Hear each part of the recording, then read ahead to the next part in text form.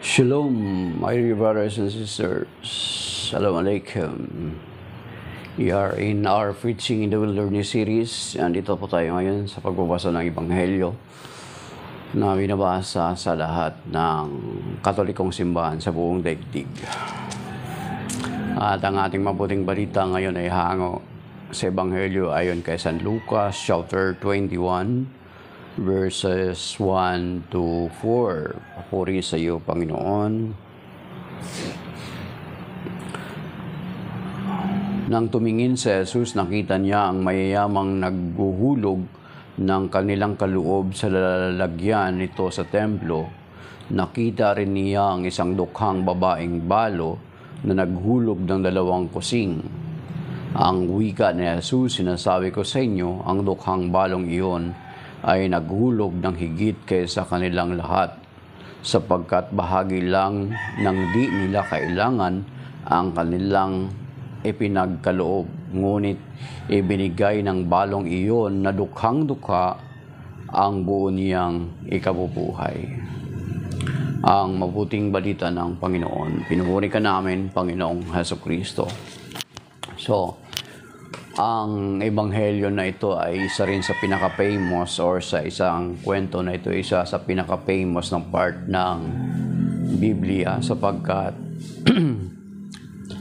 ang ebanghelyo na ito, alam natin naman na sa mga alam ng kultura ng mga Hudyo, alam natin na ang mga balol, especially kung namatay na wala silang anak, siya yung pinakakawawa sa lahat sapagkat ang kanyang maaasahan lamang ay ang kanyang suppose na kung may anak siya. So, kung wala siyang anak, talagang wala siyang maasahan. Sila yung pinaka-destitute noong mga panahon na yun. Pero despite of that, makikita natin ang pananampalataya ng balo na nagkaloob siya, kumbaga parang ang kanyang ibinigay ay iyon na yung pinakahuling ari-arian na meron siya, mga kapatid. Kasi kung wala siyang matibay na pananampalataya, is hindi niya gagawin yon. Kasi i-reserve niya for herself, mga kapatid. Kasi wala na nga siya eh. And then, unlike nung may mga mayayaman na nagbibigay na part lamang ng kanilang ibinibigay sa templo. Kumbaga parang leftover lang. Pero yung babae, kung meron siyang 10 milyon, ang kanyang ibinigay ay yung 10 milyon. Kasi yun yung pinaka-last niya na pera. So, ang motivation ng babae or ng balo na yon is yung kanyang pananampalataya. So, alam naman natin na ang mga Hudyo ay they are very well versed when it comes to learning what happened in the past, mga kapatid. Especially sa kanila, kung babasahin natin yung reference doon sa Deuteronomy chapter 6, ay iniutos sa mga magulang na ituturo sa kanilang mga anak sa loob at labas ng kanilang bahay ang kanilang mga kasulatan. Ayun, babasahin niyo sa Deuteronomy chapter 6, tinuturo yan sa kanila. Sabi niya, teach it to your children sa paglabas o sa loob ng bahay. Ipulupot ninyo ito sa kanilang mga kamay, itali ninyo sa kanilang mga lieg, isulat sa hamba ng inyong mga pinto. So ganun sila. That is why ang motivation ng babaeng ito is yung kanyang pananampalataya, na ang alam niya sa mga unang panahon, na noon pa man nung una sa panahon ng kanyang mga ninuno, na ang Diyos ay Diyos ng katarungan at Diyos na hindi nagpapabaya. So, most possibly, alam ng babaeng balo na noong una pa man ay may katulad na balo na na may katulad na balo na iniligtas din ng Panginoon sa kawalan, di ba? So alam niya, most possibly alam niya yung kwento yung kay Elijah. Alam niya yung kwento ng babaeng balo na tinulungan ni Elisha. So, ang kaalaman sa banal na kasulatan ay napakahalaga, mga kapatid. Kasi ito yung magmomotivate sa atin to step forward. To step out of our faith. Yung lalakad ka ayon sa pananampalataya. Kasi biruin mo kung tutuusin, kung wala kang pananampalataya, hindi mo yun gagawin. Kasi wala ka na nga, bakit ka pa magbibigay? Di ba, mga kapatid?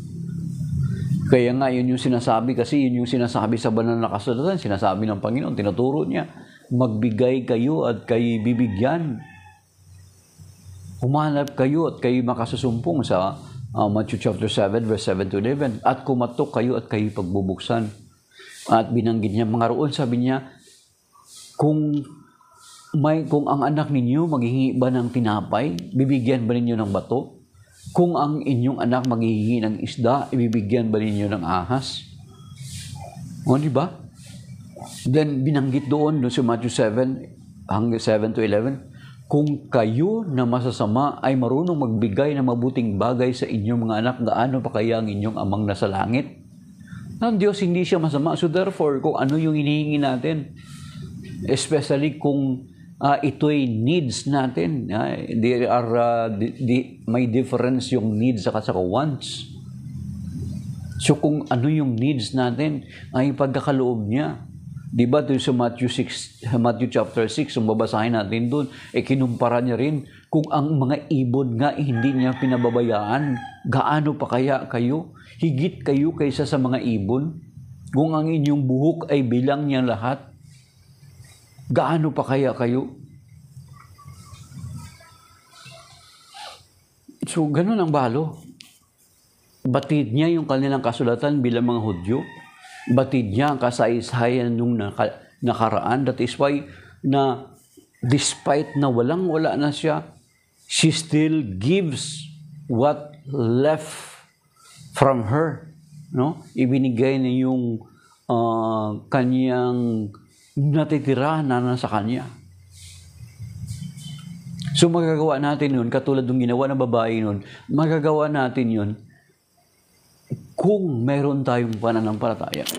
At may establish lamang ang ating pananampalataya sa Panginoon kung alam natin at batid natin ang mga kasulatan. Kasi yung sinasabi sa Romans chapter 10 verse 17, di ba? Minabanggit natin ito palagi, na ang pananampalataya ay bunga ng pakikinig at pakikinig sa salita ng Diyos.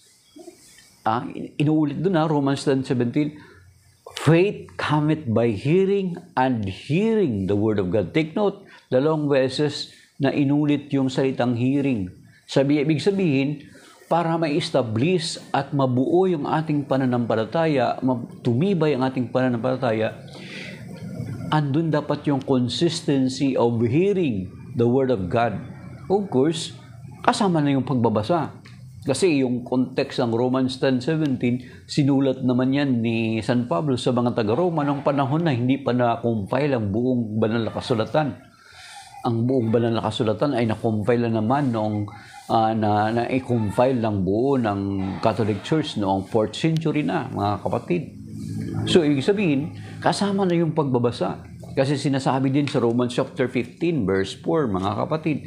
Sinasabi dito, basahin natin.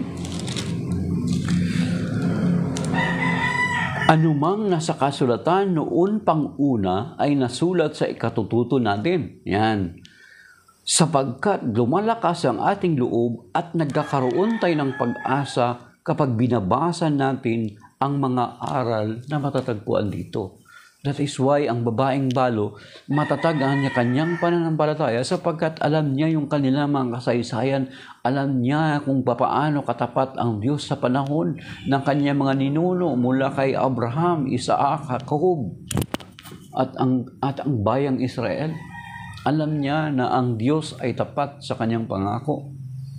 That is why she stepped forward at hinulog niya yung 2 kusing na natitira sa kanya. Kaya hindi natin pwede hindi natin pwede gawing reference yun na okay sa atin ang magbigay ng barya. Ang bahalo nga, kinalugdan ng Panginoong Jesucristo. Yes, of course, kasi yun na yung last na kanyang ibinigay. Yan yung last niyang ari-arian, kaya hindi natin siya pwedeng gawing reference na okay lang itong barya-barya, okay lang.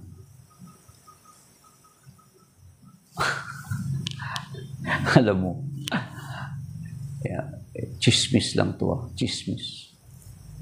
Sabi nga sige yung kwento na ni Father Larry Paz. Pero late Father Larry Paz sa Diocese ng Antipolo. Sa Antipolo natin na-assign sa late. Lago siya namatay, na-assign siya sa San Mateo. Narinig ko doon sabi sa kwento niya. Sabi niya, nakukuba na yung mga kolektor dahilan sa puro barya ang ibinibigay. Puro barya. Kasi sa atin sa Catholic Church, hindi rin naman tayo we are not obliging the member to give tithes and offerings. Ang basihan natin ng pagbibigay ay yung sa sinabi ni St. Paul doon sa 1 Corinthians chapter 9. Sa 1 Corinthians 9 ba yun? God loved the cheerful giver.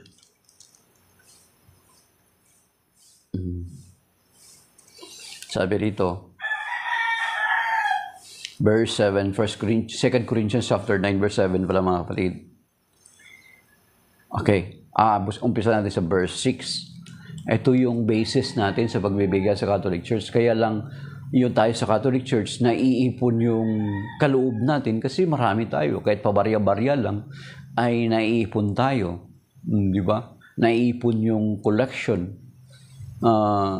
Pero kung higit sana sa barya yung ibinibigay natin, ay hindi sana mahirap, mga kapatid. Malaking bagay ang magagawa ng mga ibinibigay natin. Kasi lalo na sa atin sa Catholic Church, yung properly accounted yun. Kasi meron tayong ang bawat mga parokya may sinisweldohan na mga tao na para maayos yung accounting records ng parokya.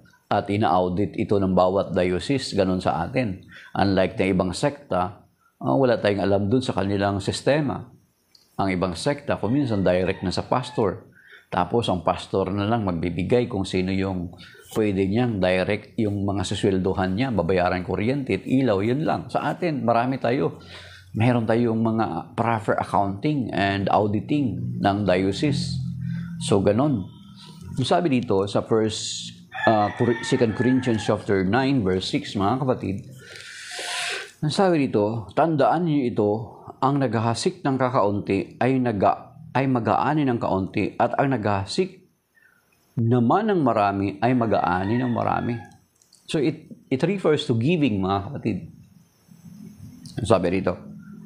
So ang bawat isa ay dapat magbigay ayon sa sariling pasya, maluwag sa loob at di napipilitan lamang sapagkat ang ibig ng Diyos ay kusang pagkakaloob.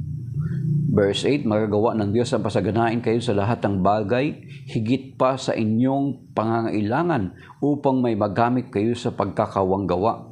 So, kung pagpalain pala tayo ng Panginoon, because there is a reason para may magamit din tayo sa pagkakawanggawa. Gaya ng sinasabi ng kasulatan, siya ay namudmud sa mga dukha, walang hanggan ang kanyang kabutihan.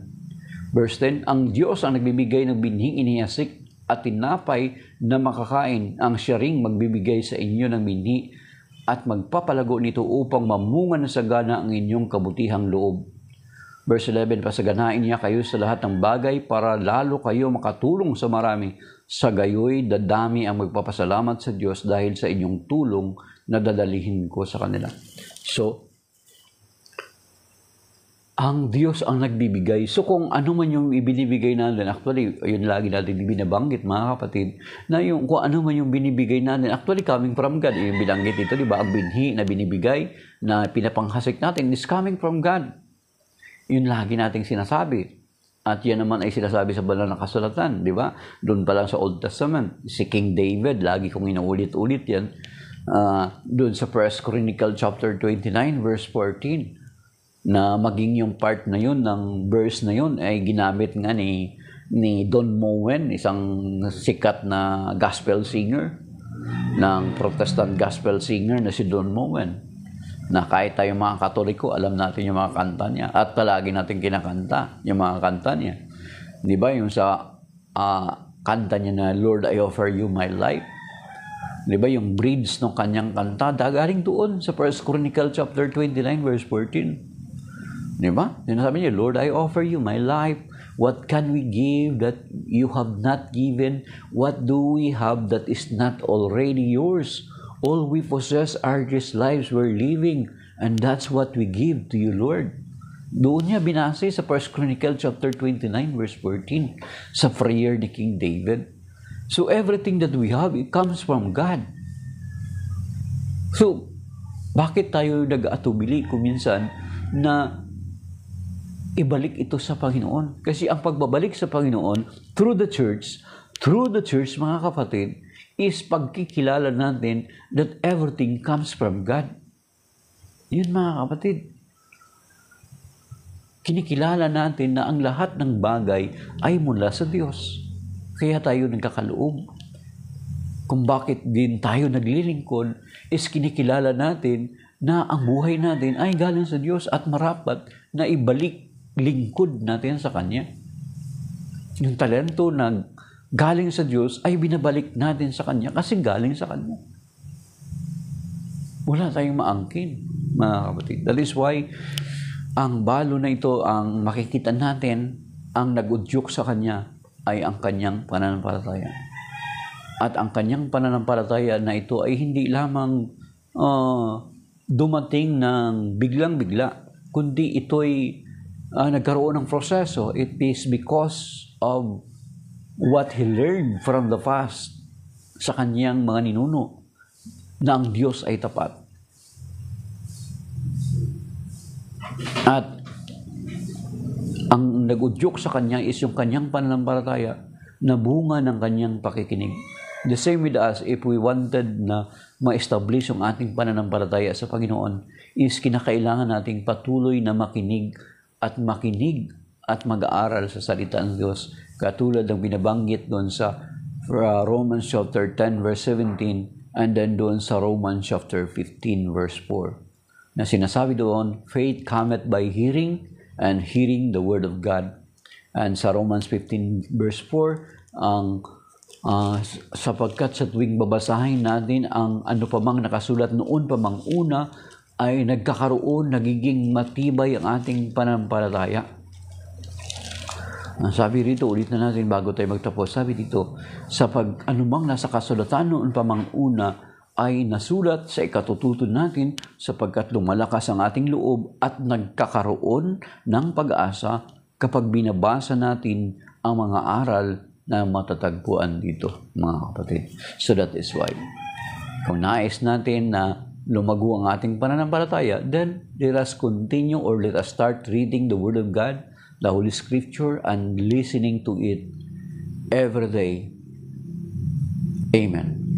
So, Shalom, that is by now. Maraming salamat sa mga nag-send ng gifts, nag-comment, at sa nag-share, at sa lahat ng mga nag-likes, at maging yung sa mga nag-tap ng screen, nanood sa atin, or maging yung hindi man nag-tap ng screen yet, they consider to watch us, si Matter Galaxy. Thank you for your sending gifts and sharing it to others.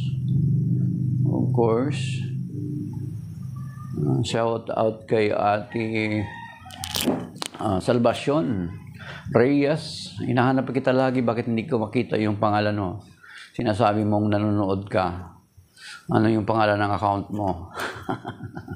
So that is by now, mga kapatid. Shalom, and may God bless and keep us safe and sound today and always. Amen.